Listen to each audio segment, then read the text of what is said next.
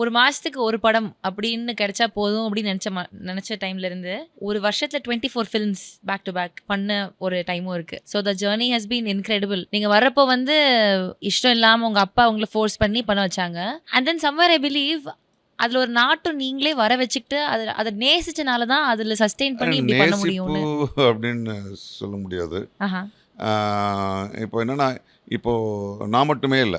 நீங்க ரஜினி சார் ஒரு இன்டர்வியூல சொல்லியிருக்காரு. இப்ப கேட்டாலும் அவர் சொல்வாரு. அப்போதைக்கு அவருக்கு வந்து ஏதோ ஒரு ரூ. 18,000 என்னவோ ஒரு தேவை இருந்துச்சு.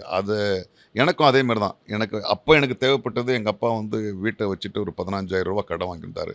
அந்த கடன அடைச்சுட்டா போதும். சினிமால இருந்து ஒரு அப்படியே மொத்தமா ஒரு ரூ. 15,000 குடுத்துட்டு நீ என் வீட்டு வேலை செய்றேன்னா நான் போயிருப்பேன் நானு. அப்போ எதிர்பார்ப்பு அவ்வளோதான் இருந்துச்சு. இதே மாரி தான் ரஜினி சாரும் சொல்லியிருந்தாரு இப்போ. நான் அது கிடைச்சா போதும்னு தான் வந்தேன். பட் மக்கள் கொண்டு போய் எங்கேயோ வச்சுட்டாங்கன்னு.